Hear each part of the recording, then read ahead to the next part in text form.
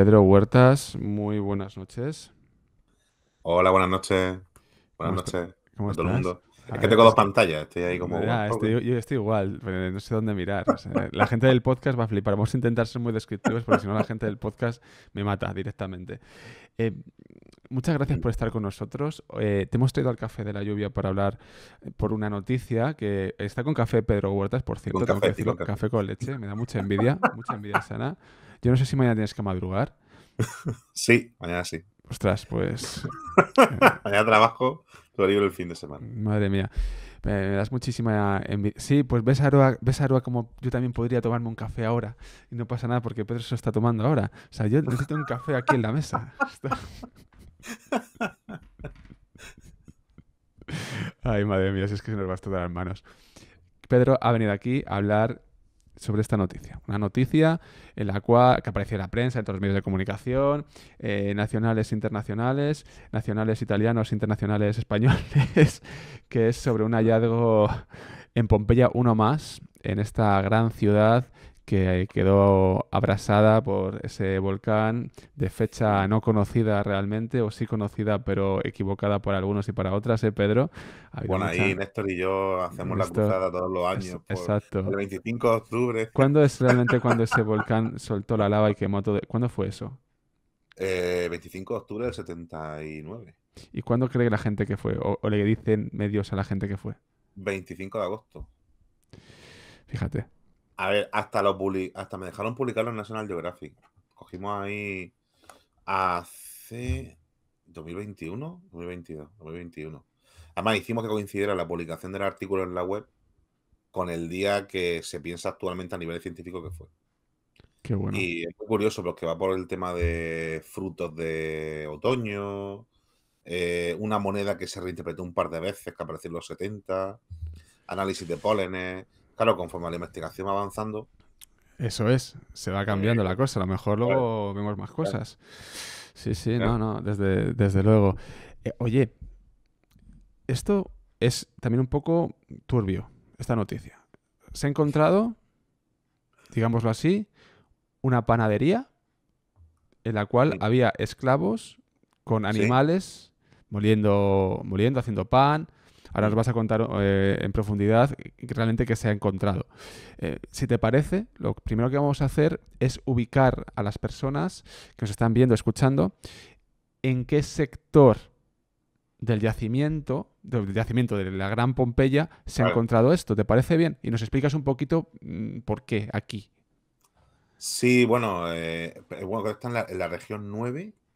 A Sí, ver, Pompeya se divide en regiones y de hecho cuando tú vas a visitarla te dan un mapita que tiene ahí todas las regiones de Pompeya y tal. Yo estaba en Pompeya una vez, pero solo me dio tiempo a ver la mitad de la ciudad. Porque a pesar de que lo que hay excavado creo que un 30%, un 40% de la ciudad, es inmenso. O sea, es tal, ¿no? Y como bien pone la noticia, región novena, la ínsula décima, ¿vale? Que es un sector en el que sí han aparecido más cositas de tema industrial y tal, ¿no? Si nos vamos a un sector, una parte de la ciudad en la que yo estuve, por ejemplo, tiene un eje que te va del foro al anfiteatro, pasando por las temas estavianas, luego tiene el teatro por ahí cerca y tal, ¿no? Esto, si dijéramos, está como en el otro lado de la ciudad, ¿vale? En una zona en la que hay zonas de trabajo y tal. De hecho, no es la primera panadería que aparece en Pompeya. Y creo que en el artículo hablan como que hay 26 panaderías, o por ahí me ha parecido. Está leyéndolo en italiano y es como, ¿what? madre mía. 26 panaderías. Entonces estamos ahí en ese sector. Y en una zona que empezó a excavarse o a conocerse en el siglo XIX. Pero realmente la excavación de esta zona en concreto, de esta parte en concreto, se hizo algunas catas en los 50, creo recordar, y ya pues lo último que se ha hecho era en 2023, que es lo que está publicado ahora en la web oficial. Bueno, la gente del podcast vamos a pasar unas imágenes, pero bueno, sobre todo las vamos a describir para entender el espacio, para entender el yacimiento. Pedro, realmente, ¿qué es lo que se ha encontrado que nos diga que esto es una panadería? Pues han encontrado tú.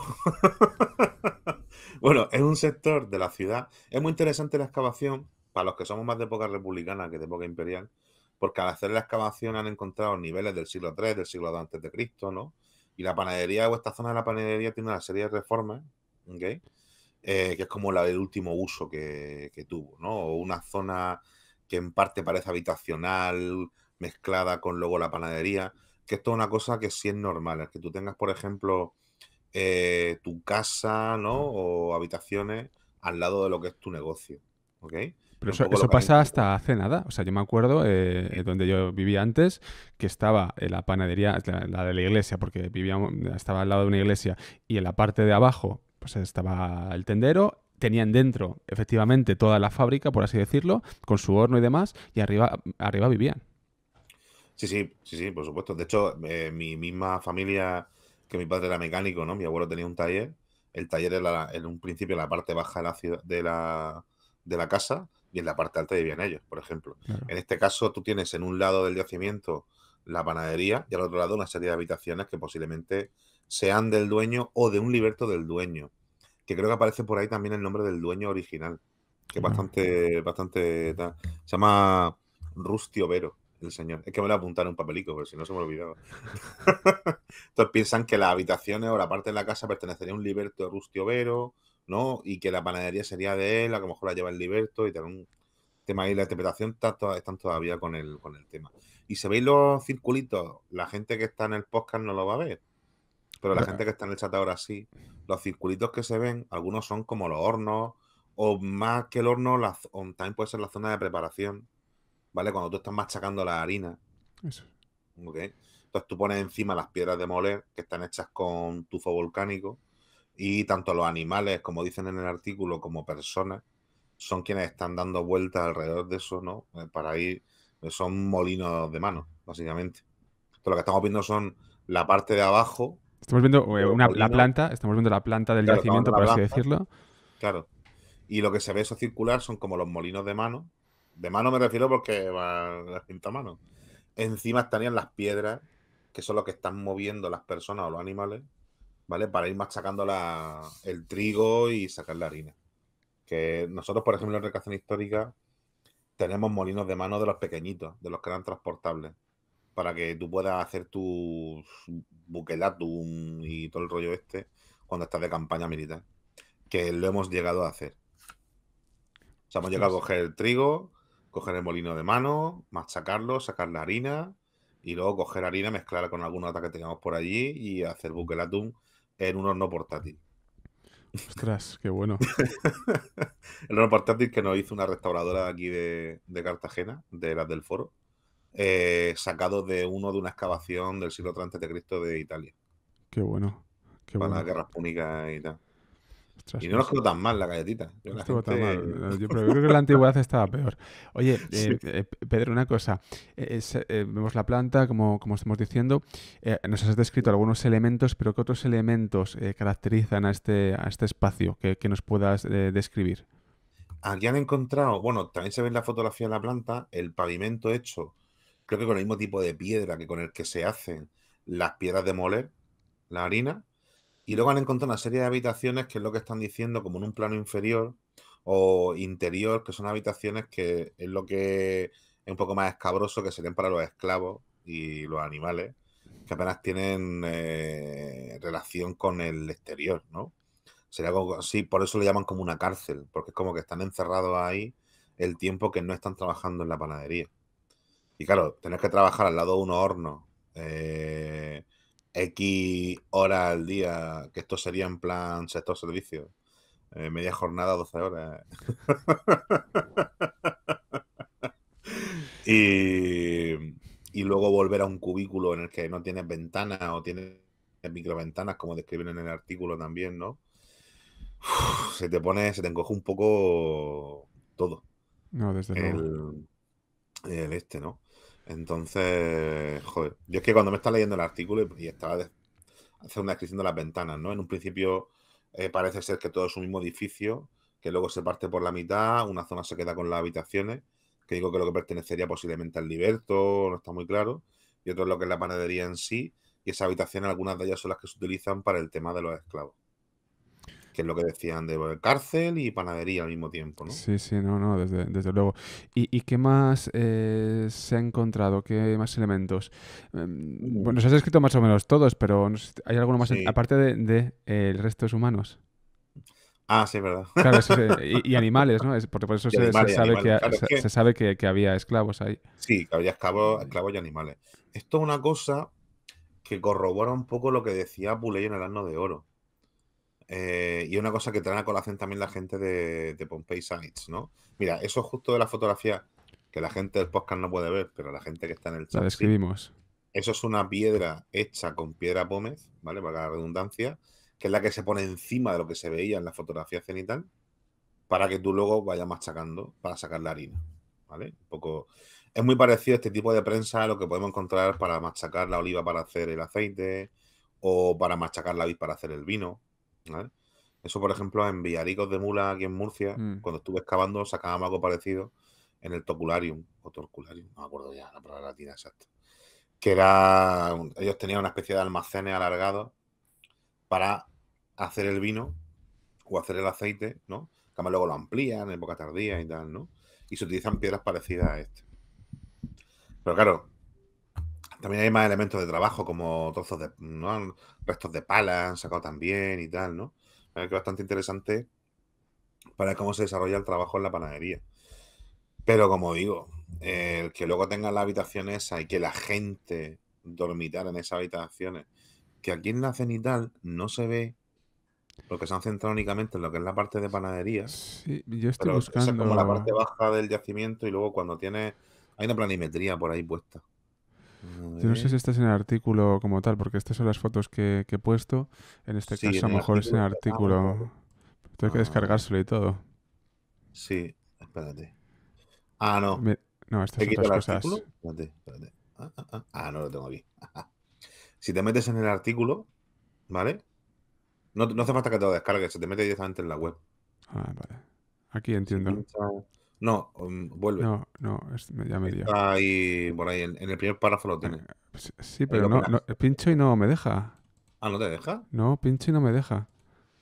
LOL. Ah, a mí sí. Es que la Gratuito. primera fotografía es una planimetría de todo el Pues. yacimiento. Entonces se ve Bueno, perfectamente lo que tú ves en la fotografía que ellos han puesto y luego la parte de arriba, que es la zona un poco como de hábitat, entre comillas, del este.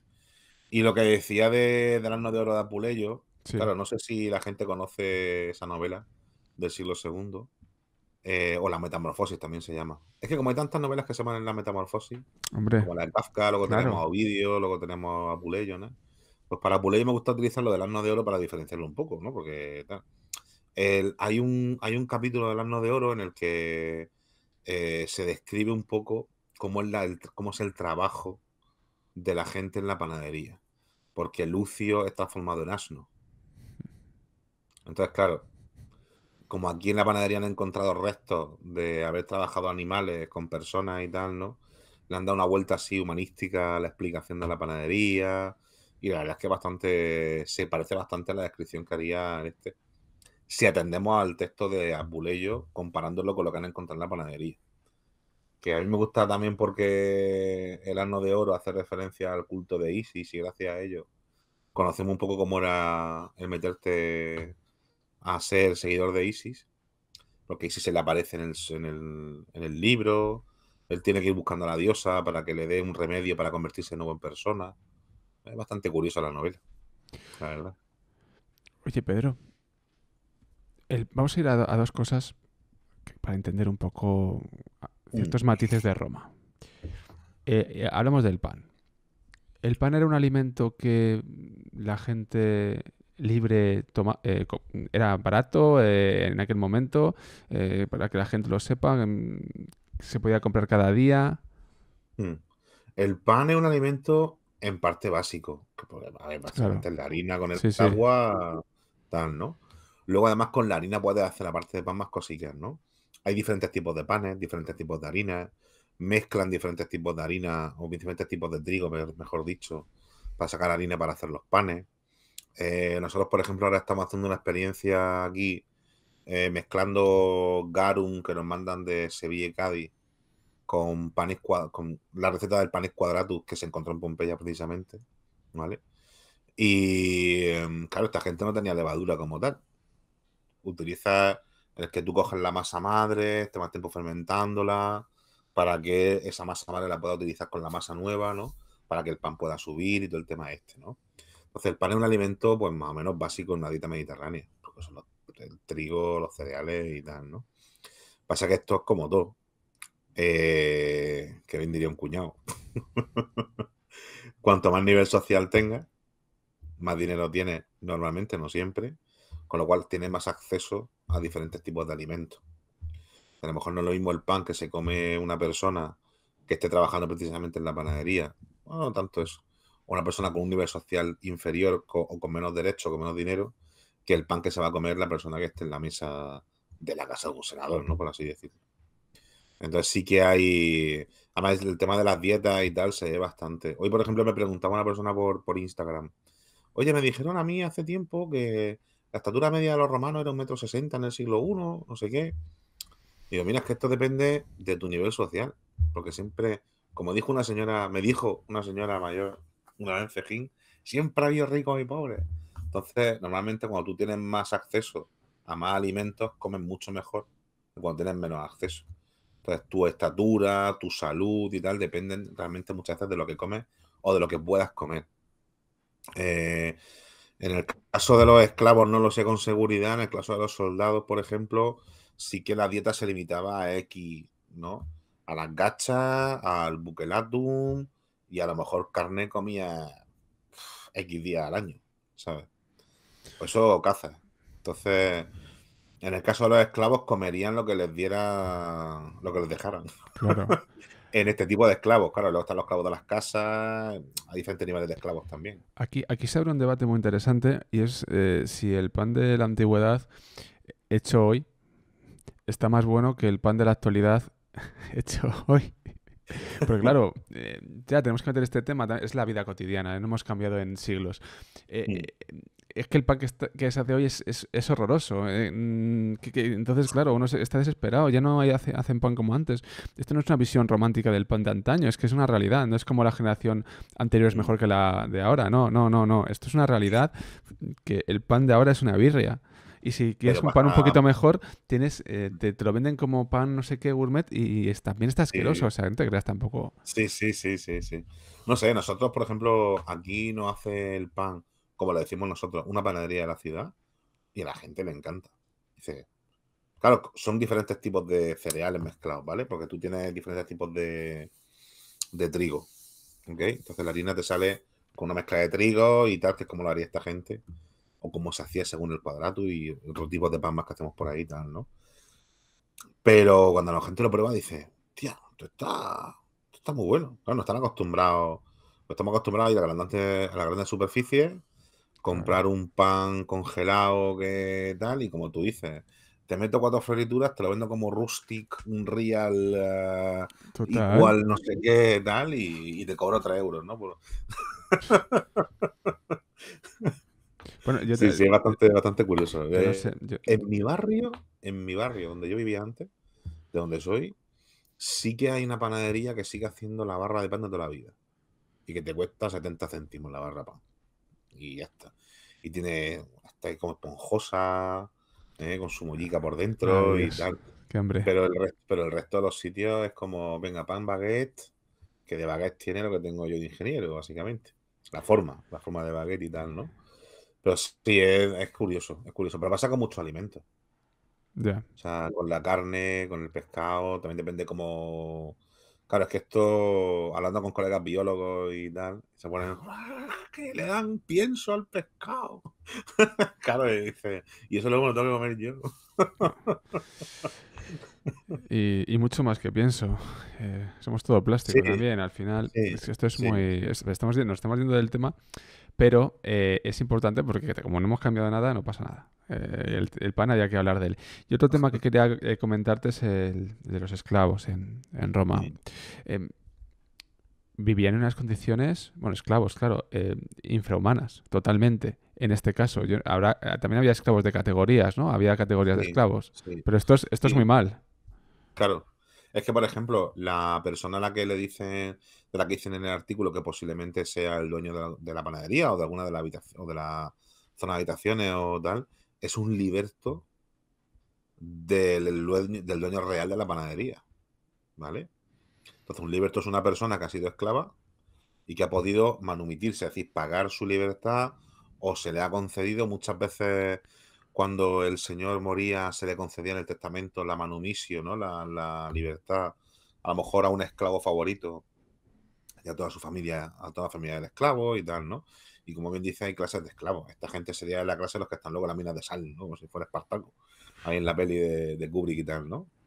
Porque unas personas que están, como han dicho esta gente en el artículo de la excavación, en unas condiciones mezcladas con los animales, en unas habitaciones que apenas tienen, ¿no? Tenían como mini ventanitas, que no tienen Mm. casi nada de salida al exterior, casi nada de luz. Y eso también me recuerda, no sé si es igual, a Civiltà Juliana, donde apareció la del carro este famoso en las caballerizas y tal, que Sí. también hace unos meses apareció la noticia de que habían encontrado restos de camas de esclavos y que hablaban del estatus de diferentes esclavos dependiendo del tipo de cama que tenían en la habitación. Pero se veía la habitación como súper alta, con apenas ventana o relación con el exterior, ¿no? Y es que tú fíjate estar ahí durmiendo 5 o 6 horas y que te levantan a las 5 de la mañana para pasar directamente de la habitación donde estás durmiendo a la habitación en la que tienes que trabajar. Fin. O dándole de comer a los mulos, como diría Dios. la doña Encarnita, o dándole vueltas al este para crear la harina, ¿no? Es una situación dura, muy dura. Hay un campo ahí de estudio de la gente, de la mente, ¿no? Claro, hablamos mucho, ¿no? De los estados de ánimo y todo lo que va detrás, pero claro, esta gente, Mm. ¿qué pensaría en esa Claro. situación? ¿Qué sentimientos tendría? O sea, eso, porque claro, testimonios, no sé, algún liberto, no sé si habrá dejado alguna, Pedro, no sé, desconozco yo esto, pero, Yo también. pero es que historia no del pensamiento filósofo, Mm. una cosa más cotidiana dentro de la Sí, esclavitud. Claro, y además tenemos una laguna entonces, ¿no? Tenemos una laguna interesante en esto porque, claro, la historia completa no es imposible, pero joder, esto sería muy sí. interesante saber los pensamientos, sí, los sentimientos que tenían. Nos lo podemos imaginar lamentablemente, claro, porque el ser humano no ha cambiado, pero ostras, es que es un tema... A mí me vienen a la mente dos nombres ahora mismo. Uno es Jerry Toner Mm, y otro es Robert Knapp. De Robert Knapp acaban de reeditar Los Olvidados de Roma, que yo lo tengo creo que en Ariel, el libro tenía unos años, pero habla de esclavitud, habla de prostitución, ¿no? De esa relación y tal. Y sobre el tema así psicológico, habla en uno de los capítulos de 60 millones de romanos Jerry Toner, que fue el primer libro que le editaron aquí en castellano en España, que lo editó Crítica. Y ahora Toner creo que edita con Despertaferro, creo recordar. sí, sí, sí, Lo sí, tengo por sí, sí, aquí. sí, no, no, sí, sí, sí. Y Jerry Toner habla de la presión psicológica, de que recibe la gente cuanto más bajo están en la escalafón social. Yo creo que cada persona, dependiendo, recibe la presión de una manera o de otra, ¿no? Esto lo hablaba también con Patricia el otro día porque dices, claro, es que cuando tú eres la persona que está en lo alto de la sociedad, tú tienes que servir de ejemplo para el resto de la gente. Ergo, de cara a la galería, tu presión es mayor a la hora de decir, oye, si este tío o esta tía tiene que cumplir esta ley por esto y por esto y por esto, ¿vale? ¿No? El pueblo te puede echar en cara como gobernante que tú no estás haciendo lo que estás diciendo, ¿no? Una cosa así, ¿no? Mm. O que de cara a las tradiciones, ¿no? Esta gente, los romanos eran gente súper cerrada, recatada a nivel ¿no? De la moralina. Ahí tenemos las leyes que pone Augusto y tal, ¿no? Como un ejemplo, porque Augusto piensa que se ha ido de más de todo el mundo. Augusto primero se quita Escribonia de en medio para casarse con Livia y años más tarde hace una ley contra el adulterio, ¿vale? Pero, pero yo, ¿ves? En la apariencia, ¿no? Apariencia. Y sin embargo, a nivel de capas inferiores de la sociedad, la presión es el tener que trabajar casi todo el día, vivir en pisos de alquiler, que eso hay un documental de Mary Beard, que se va a uno de los pisos de alquiler que hay cerca del Palatino, en los que decía, "Claro, aquí puede vivir 4 personas en un cubículo, 4 personas que a lo mejor no se conocen entre sí, pagan entre las 4 de alquiler y solamente coinciden allí para dormir, y a lo mejor sin cama, ¿no? Entonces, esos dos tipos de personas conviven en la sociedad romana, pero hoy en día también. Hoy en día tenemos a un 10% de la población que acapara un 90% de la riqueza y tenemos un 10% de la riqueza repartida entre el otro 90% de la población.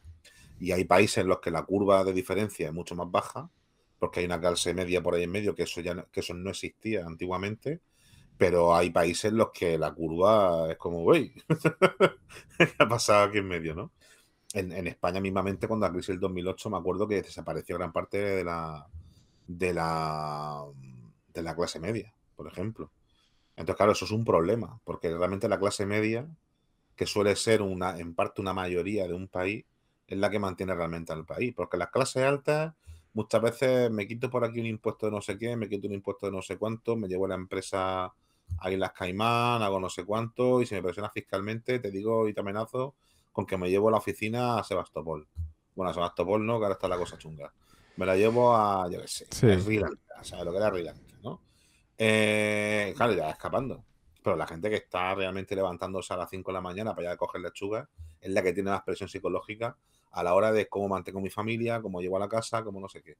Y eso Jerry Turner lo exponía en su libro porque él, y lo pone en la introducción de su libro, es el hijo de la señora que limpiaba el college donde él ahora da clase. Entonces él sabe perfectamente, como persona nacida en el siglo XX, criada en un ambiente proletario, lo que era que sus padres tuvieran que fregar suelos, llevar no sé qué, no sé cuánto, y la presión que eso hace para que darle los estudios a tu hijo, que como tú no eres rico, eh, ¿no? Llevar el dinero a la casa, pagar las facturas, pagar no sé qué, claro. Eso son problemas que personas teóricamente en un nivel social mucho más alto no tienen. Y él habla un poco de esa presión social y de psicológica y de problemas que pueden venir de manera psicológica de esa presión. A nivel tal. Entonces lo comparaba un poco con la contemporaneidad. A lo largo, lo que estáis contando un poco de las clases sociales, tal, Sí. llevándolo un poco cogido con pinzas también, pues tampoco conocemos mucho a época romana. Que luego, por ejemplo, los productos se disparan, hay inflación y tal, que esto hubo un señor economista que dijo el marxismo acabó con el Imperio Romano y tal, ¿no? Pues si sabemos que hay una inflación muy gorda en el siglo III o a finales del segundo. Que eso es una cosa que viene de inicios del segundo. O sea, ya hay una crisis económica en Italia a inicios del segundo, hay unas leyes de Trajano con respecto al tema agrario en Italia, obligando a senadores y tal. Y bueno, la consecuencia de todo eso, ciento y pico de años más tarde, es la lista de precios de Diocleciano. Que te empieza a poner, el pan cuesta esto, el mármol cuesta esto, más de esto no. Entonces, ¿Estado intervencionista? Sí, pero porque hace falta. Porque tú no puedes coger ya a una persona que trabaja en esa panadería, cobrarle 10 veces más de lo que cuesta el pan. Porque esa persona trabaja y sabe lo que cuesta hacer el pan. Claro. Buen dato, buen dato. La verdad es que, fíjate, estamos aquí sacando un montón de cosas de Que es este como. yacimiento. No, pero el tema de la presión social, Sí. hay incluso ahora ya algún artículo sobre la psicología y carga psicológica en época antigua, que es bastante interesante. En la revista universitaria de Historia Militar apareció creo que hace un par de años un artículo sobre la presión psicológica en la guerra en la antigüedad. Y quiero recordar un artículo de Fernando Quesada en Despertaferro también sobre el tema. Pero así me viene un Pues poco a es un campo para quien esté planteándose, no sé, hacer una investigación en profundidad. Es un campo muy interesante, Sí, la verdad, sí. y un territorio casi inexplorado, por así decirlo. Hombre, es Sí, difícil, porque claro, tenemos claro, que claro. fiarnos, claro, de lo que dicen los autores clásicos. O sea, yo me tengo que leer a Puleyo, ¿no? Y fiarme de que lo que me está diciendo Apuleyo sobre el trabajo en la panadería y lo duro que es, ¿no? Y que trabajes como asnos, ¿no? Como cuando está hablando de Sí, Lucio y de sí. transformación y tal, ¿no? Hay que creer esto, pero claro, luego llegan a estas excavaciones en Pompeya y te dicen, no, mira, es que sí, es que esta gente vivía en cuartos casi sin ventanas, que convivían con los animales, trabajarían, pues tú échale las horas que le echaría a esta gente al día. Tienes que encender el horno a lo mejor a las 4 de la mañana porque la hora prima es a las 6 y tienes que tener el pan hecho para no sé dónde, tienes que estar atendiendo a que te trae la harina de no sé dónde y tal, es un trabajo. Y a lo mejor estaba dormida a las 11 de la noche. Bueno, sería más temprano, porque esta gente, en cuanto no había luz, Fuera.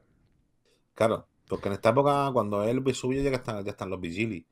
Pero antes de o sea, los vigiles, pero antes de los vigiles, si aquí no hay luz, en cuanto capuza el sol, está todo el mundo metido en la casa. Esa es otra Con- cosa también súper interesante de cómo afectaba a la cabeza, a la mente, el tema de la luz, de la noche. Claro, es que nos imaginamos ahora la antigüedad que tenía que ser un espectáculo impresionante, la cúpula celeste, para empezar, ¿eh? La oscuridad total. Ahora, hoy en día esto es es que es muy difícil. Es que hay luz, sales a la calle, aunque sea un pueblecito, te puedes ir más, te puedes meter. Pero esto ha Sí, cambiado sí. muchísimo, ¿eh? Y sin embargo, seguimos teniendo algo ahí dentro que nos dice, cuando llega el invierno, es que son las 7 de la noche, las 6 de la tarde y ya es de noche. Sí. Y tú dices, bueno, está todo lleno de luces y tal, ¿no? Pero empieza a decir, mantica y Netflix. Y tú, pero si son las 7, El que puedo estar tomando un recogimiento. café tranquilamente, ¿no? Pero dice, Te lo estás tomando a las 10 de la noche, entonces a claro, me las estoy 7. tomando ahora a las 10. No, pero sí, creo que queda algo todavía ahí, ¿no? De cuando llega el invierno, de tal. Y cuando llega el verano es como que todo el mundo tiene que estar fuera, aunque sea en la 1 Sí, de la mañana, ¿no? Que sí, está ahí sí. como, bueno, si no hay luz, ¿no? Que eso, la contaminación lumínica, al contrario, sí que hace mucho en contra de, en grandes ciudades sobre todo, el plan de que parece que siempre es de día, Sí. ¿no? O es una táctica utilizada en los sitios esos en los que la gente va a jugar y que crea mucha ludopatía, el que tú parece que estás a oscura y solamente tienes las luces de las máquinas, para que tú no tengas sensación del paso del tiempo y tú no sepas si es de día o de noche. Ah, anda, pues no De esa manera nunca tú me había puedes preguntado estar eso. allí horas, tú puedes entrar de día, pero como aquello es oscuro, ¿no? Pues parece que no pasa el tiempo. Siempre tiene la Jolín, misma tonalidad de luces, siempre tal, y a lo mejor sales fuera y eso es para engancharte más. Es una táctica de marketing. jolín. Pues mira, hemos Viva el aprendido capitalismo, ¿eh? Venga, vamos. otra cosa nueva Vamos, con... vamos. Madre mía. Que me toma el café, No, venga. estás a tope. El café, vamos, pues está aquí toda la noche. O sea, es impresionante. Jolín. Eh, Que sí, que eso está, vamos, lo escuchan varios psicólogos y tal, ¿eh? Que jolín. está hecho para que tú no tengas la capacidad de discernir si es de día, si es de noche y de esa manera puedes tirar hasta a lo mejor 2 o 3 horas y tal. Y esos sitios nada más que entraba a cambiar dinero, tío. Yo nunca he entrado. Y porque me pilla uno al lado de uno de los museos. Casualmente tenemos la Casa de la Fortuna, que es una domus romana, que tenemos por un mosaico que pone Fortuna Propitia. Y encima hay un edificio, ¿vale? Por un subterráneo, encima hay un edificio. Y en el edificio hay una Casa de la Suerte, tal. Y a veces, pues, para un café rápido o cambiar dinero para el tema de la caja, pues puedes ir, tal. Pero entras, pides el café y sales corriendo. Ten Porque cuidado a ver qué te echan en el café. Sí, sí. Algo Bueno, por lo menos el adictivo. café es bueno, Sí, ¿sabes? es Que bueno. dice, bueno, si el café es bueno. Oye,